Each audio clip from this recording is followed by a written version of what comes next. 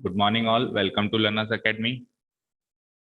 Derivatives of the Good morning, sir.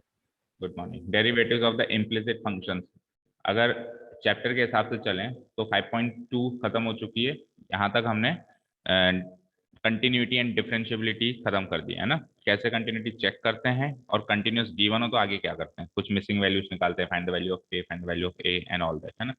Limits का बहुत बड़ा रोल रहता है वहाँ पे कंटिन्यूटी चेक करने में एंड ऑल्सो डिफरेंशियबिलिटी चेक करने में। ठीक है, फर्स्ट प्रिंसिपल से जब अपन डेरिवेटिव निकालते थे तो वो लिमिट वाले तरीके से निकलता था, बट लिमिट्स वाले तरीका थोड़ा टाइम कंज्यूमिंग होता है और बिल्कुल ट्रेडिशनल तरीका है, शुरू वहीं से हुई थी, डिफरेंशिएशन शुरू वहीं से हुआ था, लेकिन उतना ट्रेडिशनल तरीका है कि वो बहुत ज्यादा टाइम लेता है, इसलिए हमने कुछ शॉर्टकट्स बनाए। ठीक है, लिमिट चेक करने के भी मैंने शॉर्टकट आपको बताया, उस तरीके से आप फटाफट से लिमिट एंड इवन डिफरेंशियबिलिटी भी चेक कर सकते हैं, है ना। डिफरेंशियबिलिटी का भी क्वेश्चन थे लास्ट के दो टेस्ट पेपर में, आपने ध्यान दिया हो तो question number 18 and question number 19, उसमें डिफरेंशियबिलिटी चेक करनी थी। तो रूल के अकॉर्डिंग तो left hand derivative and right hand derivative equate करना था, लेकिन उसका भी मैंने आपको बताया कि आप वो भी ना करो, left hand derivative and right hand derivative ना चेक करो, आप सीधे डिफरेंशिएशन करके उसको भी कर सकते हैं। If you have watch the video, नहीं देखा तो आप देखना। ठीक है, उसमें डिफरेंशियबिलिटी चेक करने का भी उसमें शॉर्टकट है, अगर आप वीडियो देखोगे तो। नहीं देखी मुझे पता है, क्योंकि मेरे को शो कर देता है किसने देखी किसने देखी, एक ही जने ने देखी ओनली अभी तक। ठीक है, and that will not be revealed कि किसने देखी है, आप अपना अपना देखो। ठीक है, अब नेक्स्ट है डेरिवेटिव्स ऑफ इम्प्लिसिट फंक्शंस। तो इम्प्लिसिट फंक्शंस तो बाद में बात करते हैं, अब यहाँ से अपन डिफरेंशिएशन चैप्टर शुरू कर रहे हैं। देखो बुक के अकॉर्डिंग चलेंगे तो वो सिस्टम नहीं बैठ पाएगा, क्योंकि हमने किसी और सिस्टम से ये चैप्टर को अप्रोच किया था, है ना। तो हम हमारे हिसाब से ही उसको रिवाइज करते हैं। तो इसके बाद हमने डेरिवेटिव की डेफिनेशन सीखी थी, प्लस उसके बाद हमने ये देखा था कि डायरेक्ट डिफरेंशिएशन कैसे करते हैं, किसी भी फंक्शन का डायरेक्ट डिफरेंशिएशन कैसे करते हैं। तो क्विकली इसको रिवाइज करते हैं, मतलब विथआउट द लिमिट अप्रोच हम कैसे डिफरेंशिएशन करते हैं, कुछ फॉर्मूलाज उसके लिए हमने डायरेक्टली याद किए थे, है ना। तो क्विकली हम उसको अप्रोच करते हैं। चलो आप derivative, first of all what is the meaning of derivative. Derivative का मीनिंग क्या होता है, बोलो। यूनिक टेंजेंट का स्लोप, यूनिक टेंजेंट का स्लोप। एक कर्व पर हमने एक टेंजेंट बनाया, सबसे पहले तो बनाया नहीं बना, बन तो जाएगा, क्यों नहीं बनेगा, यूनिक बनाया नहीं बना।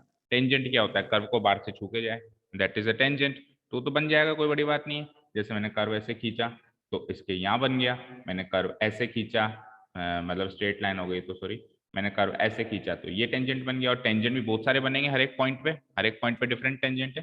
तो हर एक पॉइंट पे जो टेंजेंट बन रहा है वो यूनिक बन रहा है कि नहीं बन रहा है। अगर यूनिक बन रहा है तो उस यूनिक बने हुए टेंजेंट का जो स्लोप होता है दैट इज द डेरिवेटिव, उसको क्या कहते हैं, डेरिवेटिव। तो डेफिनेशन में है slope of the tangent at some point x equals to a to the curve y is equals to fx। y is equals to fx कोई कर्व है, उसका एक पॉइंट है, उस कर्व पर, उस पॉइंट पर बने हुए टेंजेंट का स्लोप। ठीक है, ये एक डेफिनेशन हो गई। दूसरी डेफिनेशन हो गई उसी डेरिवेटिव की, और ये डेफिनेशन आपको आगे एप्लीकेशन ऑफ डेरिवेटिव्स में भी हेल्प करेगी उनको सॉल्व करने के लिए। पहली डेफिनेशन क्या है, स्लोप। सेकंड डेफिनेशन क्या है, rate of change of f x with respect to change in x. भाई एक्स के हिसाब से एफ एक्स बदल रहा है ना। एक्स 1 से 2 हुआ तो एफ एक्स भी कहीं से कुछ बना होगा, एफ एक्स डिक्रीज होगा तो एफ एक्स भी इंक्रीज डिक्रीज हो रहा होगा, उसके अकॉर्डिंग वो बदल रहा होगा। तो किस स्पीड से बदल रहा है, किस रेट से बदल रहा है, किस स्पीड से बदल रहा है या फिर किस रेट से बदल रहा है, ये सेकंड डेफिनेशन हो गई। अब मैं अगर आपको कहूं कि किस रेट से बदल रहा है, एक सिंपल सा एग्जांपल लेते हैं। सपोज करो मैंने आपको कहा ये है x, ये है एफ एक्स। मैंने आपको कहा कि बेटा जब x2 था तब एफ एक्स 7 था, और मैं कहूँ जब जैसे ही x बढ़ के 5 हो गया तो एफ एक्स बढ़ के क्या हो गया, मान लो 30 हो गया। मैंने कहा कि अब रेट ऑफ चेंज बताओ, तो आप क्या कहोगे, सर देखो 30 और 7 कितना बदला, ये कितना बदला, ये 23 बदल गया, और x कितना बदला है 5 माइनस 2, ये 3 बदला है, तो यही तो रेट ऑफ चेंज होगी। वो कितना बदला डिवाइडेड बाई ये कितना बदला, ये तो रेट ऑफ चेंज होगी विद रेस्पेक्ट टू x। वो कितना बदल रहा है F x with respect, F x का मतलब y कोऑर्डिनेट मान लिया करो। एफ एक्स ना समझ में आया, फंक्शन की दुनिया में उसको एफ एक्स बोलते हैं। जैसे अपन 2D डायमेंशनल जो इसमें प्लेन में उसको प्लॉट कर देते हैं तो वो एफ एक्स कोई अलग चीज नहीं है, वो जो y कोऑर्डिनेट चल रहा है वो ही एफ एक्स है। ठीक है ना, जो y कोऑर्डिनेट चल रहा है वो ही क्या है, एफ एक्स है। तो y कैसे बदल रहा है विद रिस्पेक्ट टू x, उसी को क्या कहते हैं, उसी को क्या कहते हैं, डेरिवेटिव कहते हैं। एक फिगर बनाया हुआ है, देखो एक ये कर्व है, ये कर्व है बेटा, इसमें दो पॉइंट्स हैं, एक पॉइंट यहाँ है एक पॉइंट यहाँ दिख रहा है। इस पॉइंट पे मान लो ये पॉइंट x है, तो इस पॉइंट पे y कोऑर्डिनेट fx होगा। अगर ये फंक्शन का नाम y is equals to fx है, तो मैंने कहा कि इस पॉइंट पे y कोऑर्डिनेट की वैल्यू निकालो, तो वही fx में पुटअप करके निकालोगे, जो भी निकलेगी उसका नाम अभी अपन ने क्या रख देते हैं, उसको fx रख देते हैं। थोड़ा सा आगे चले तो मान लो इसमें मैंने h नाम की कोई क्वांटिटी ऐड कर दी, तो अगला पॉइंट जो ये मिला, इसका x कोऑर्डिनेट क्या हो गया, x प्लस एच, और उसके रेस्पेक्ट में y का जो आंसर आया, y कोऑर्डिनेट का जो आंसर आया वो क्या हो जाएगा, f of x plus H, x plus H comma F of x plus H. वो क्या था, x comma F of x. तो मुझे बताओ कि अब रेट ऑफ चेंज कैसे निकालोगे। इस y कितना बदला, पहले y कितना था, इनका डिफरेंस देखोगे, x कितना बदला और पहले x कितना था, इनका डिफरेंस देखोगे, और उस डिफरेंस को इस डिफरेंस से डिवाइड करोगे, उस डिफरेंस को इस डिफरेंस से डिवाइड करोगे, बोलो यही होगा रेट ऑफ चेंज। और जनरली कहें तो यही आपका डेरिवेटिव है, यही तो आपका डेरिवेटिव है। ठीक है, आगे चलते हैं। अब यहाँ पे h जो है स्लाइटली स्मॉल नंबर है, नियर टू जीरो, बहुत ही छोटा सा चेंज करके अपन चेक करते हैं, बहुत ही छोटा सा चेंज। समझ में बात, ज्यादा बड़ा चेंज करके चेक करेंगे तो उतना क्लियर डेरिवेटिव नहीं निकलेगा या उतना क्लियर एक्सप्लेनेशन नहीं निकलेगा। क्यों, क्योंकि मान लो मैंने बहुत ज्यादा बड़ा चेंज कर दिया, तो हो सकता है आगे चल के तो फंक्शन डिक्रीज भी हो गया हो सकता है आगे चल के तो फंक्शन डिक्रीज भी हो गया हो, तो वो क्लियर सिनेरियो थोड़ा देगा आपको, वो क्लियर सिनेरियो नहीं देगा। क्लियर सिनेरियो कब देगा, जब जिस पॉइंट पे आप डेरिवेटिव निकाल रहे हो उससे बहुत ही छोटा नंबर आगे चल रहे हो। अब वो समझाने के लिए मैंने कम से कम इतना गैप लिया है, आपको समझाने के लिए मैंने आपको इतना बड़ा गैप दिया है, लेकिन ये एक्चुअली ऐसा नहीं कि x कहीं बहुत दूर है और x प्लस एच कहीं बहुत दूर है। ये मान लो x अगर 2 है ना, तो x प्लस एच 2.1 होगा, इतना इतना 2.1 भी मैंने ज्यादा बता दी, 2.00001 होगा। इतना स्लाइट मैं उसको चेंज ले रहा हूं, और इतने स्लाइट चेंज में वो y कितना बड़ा, उस डिफरेंस को इस डिफरेंस से, इस डिफरेंस को देखो, इस डिफरेंस को इस डिफरेंस से डिवाइड करो, ये डिफरेंस ये कितना बड़ा और ये डिफरेंस ये कितना बड़ा, इस डिफरेंस को इस डिफरेंस से डिवाइड करो, वही डेरिवेटिव है, वही डेरिवेटिव है। समझ में आई बात। ठीक है, देखो लिखा भी हुआ है h is a slightly small number near to zero, zero के नजदीक का कोई नंबर है, दैट मीन्स जो चेंजेस हो रहे हैं वो बहुत ही छोटे हो रहे हैं। ठीक है, आगे चलते हैं।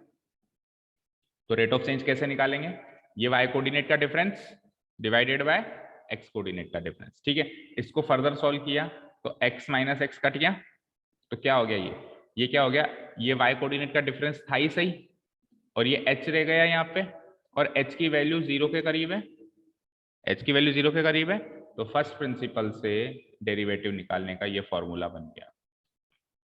फर्स्ट प्रिंसिपल से डेरिवेटिव निकालने का क्या फॉर्मूला बन गया, ये फॉर्मूला बन गया, limit h tending towards zero f of x plus h minus F of x divided by whole divided by h। ठीक है, क्लियर है।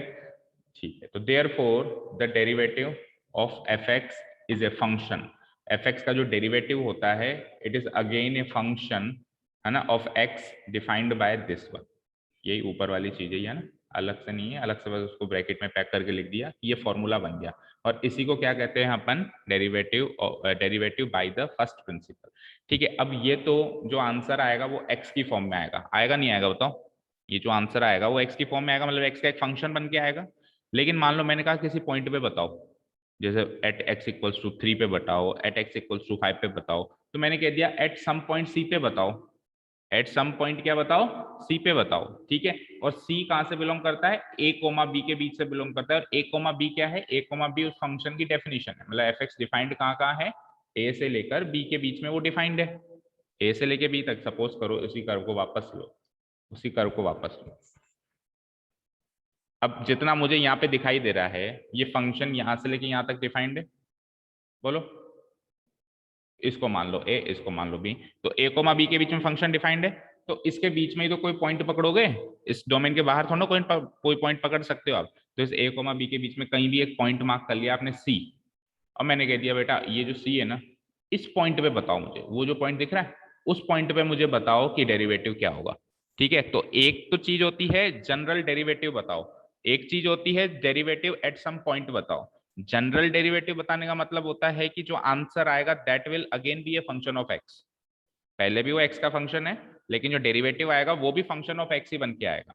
और डेरिवेटिव एट सम पॉइंट की बात करता हूं तो उसका मतलब है कि अब जो आंसर आएगा वो फंक्शन ऑफ एक्स नहीं आएगा, एक वैल्यू आएगी, 2 3 4 5 10 कुछ भी एक कांस्टेंट वैल्यू आएगी। समझ में आई बात, दोनों चीजों में डिफरेंस समझ में आया। तो जनरल डेरिवेटिव निकालने का तो ये फॉर्मूला बन गया। क्या फॉर्मूला बन गया? Limit H tending towards zero f of x plus h minus F of x divided by H. और किसी पॉइंट पे सी नाम की किसी पॉइंट पे डेरिवेटिव निकालने का क्या फॉर्मूला बनेगा? आप खुद सोचो। इस एक्स की जगह सिंपल सी भाषा में कहूँ, सी से रिप्लेस कर दो, बात खत्म। इस x को क्या कर दो? c से रिप्लेस कर दो। अभी हम देखेंगे left hand derivative right hand derivative, लेकिन फाइनल फॉर्मूला यही बन के आएगा, है ना।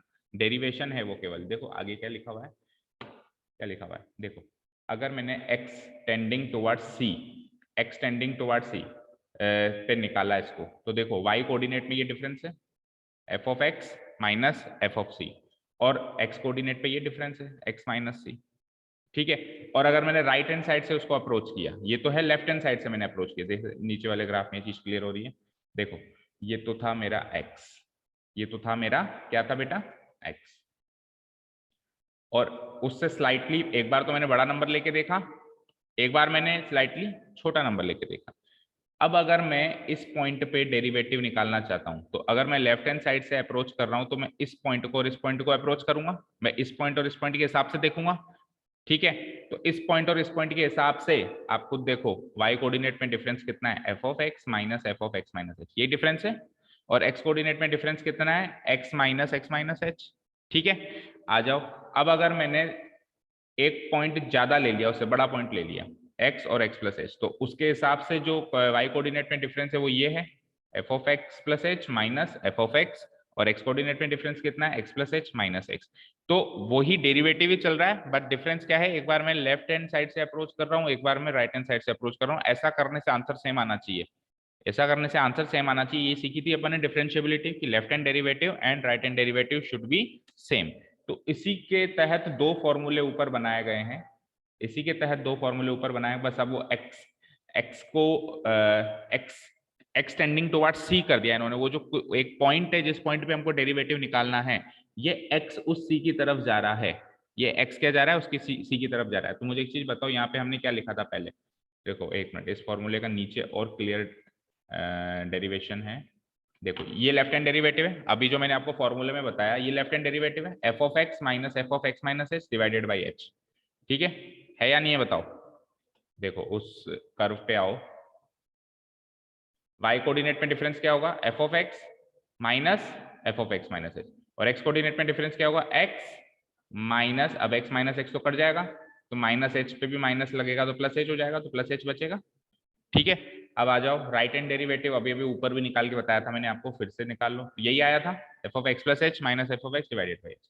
Thus, we can now say that fx is differentiable at a point C if left hand derivative at C equal to right hand derivative at C. अब left hand derivative at C कैसे निकलेगा? Replace x by C, replace x by C, and इधर भी replace x by C। इन दोनों जगह पे मैं x को C से रिप्लेस करूंगा, तो ये जो चीज आएगी, अब ये क्या है? ये है left hand derivative at x equals to C, और ये जो चीज आएगी वो क्या है? ये है right hand derivative at x equals to C। ठीक है, क्लियर है? अब कई बच्चे कहते हैं कि सर फिर डेरिवेटिव निकालने का फॉर्मूला ये बना या ये बना। मुझे एक चीज बताओ, डेरिवेटिव तभी निकलेगा ना जब ये दोनों बराबर हैं। डेरिवेटिव तभी निकलेगा ना जब ये दोनों बराबर हैं। तो जब ये दोनों बराबर हैं तो ये मानो या वो मानो कोई फर्क पड़ता है? पर जनरली अपन ये वाला मानते हैं, आगे वाले पॉइंट का मानते हैं, राइट हैंड डेरिवेटिव वाला फॉर्मूला अपन मान के चलते हैं। लेकिन अगर वहां से भी निकाल लिया तो भी आंसर तो सेम आना चाहिए। ठीक है, क्लियर है? अब देखो आगे। हाँ, अब देखो क्या किया, देखो ध्यान से। एक्स को सी से रिप्लेस किया है लेफ्ट हैंड डेरिवेटिव के फॉर्मूले में, और एक्स को सी से रिप्लेस किया है राइट हैंड डेरिवेटिव के फॉर्मूले में। किया है नहीं किया? अब ये वाला जो फॉर्मूला है और एक लेफ्ट हैंड डेरिवेटिव निकालने का ऊपर जो फॉर्मूला लिखा हुआ है, that is one and the same. कहां से कहां गया?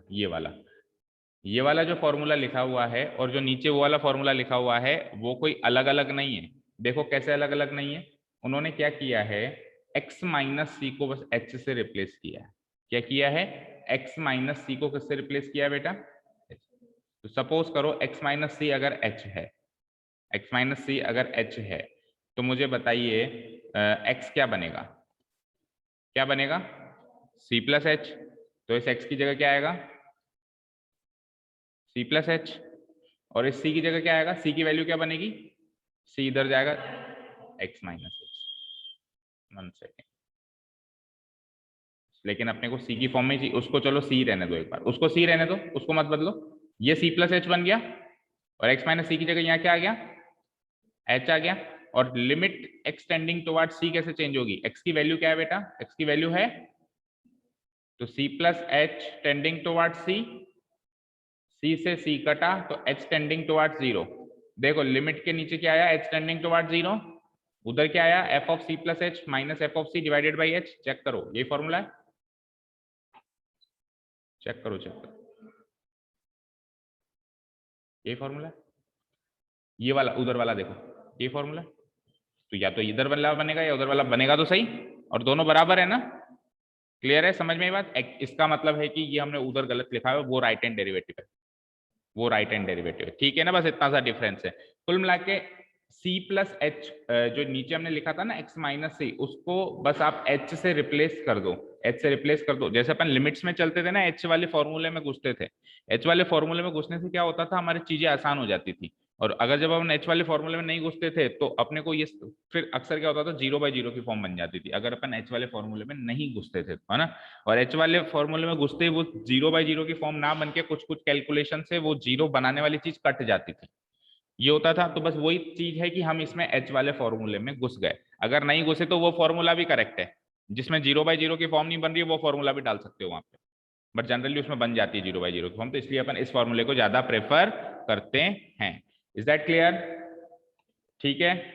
अब सुनो, differentiable at x equals to C, ये बात हम पहले भी डिस्कस कर चुके हैं कि अगर कोई फंक्शन x इक्वल्स टू सी पे डिफरेंशिएबल है तो वो कंटिन्यूअस भी होगा, बट इसका जो कन्वर्स है वो सच नहीं है, बट इसका जो कन्वर्स है वो सच नहीं है। मतलब अगर कोई फंक्शन कंटिन्यूअस है तो वो डिफरेंशिएबल होगा, ऐसा सच नहीं है। डिफरेंशिएबल है तो डिफरेंशिएबिलिटी तो अगली स्टेज है ना, पहले कौन सी स्टेज है, कंटिन्यूटी। तो कंटिन्यूटी को पार करके तो डिफरेंशिएबिलिटी पे आए हो आप, ठीक है।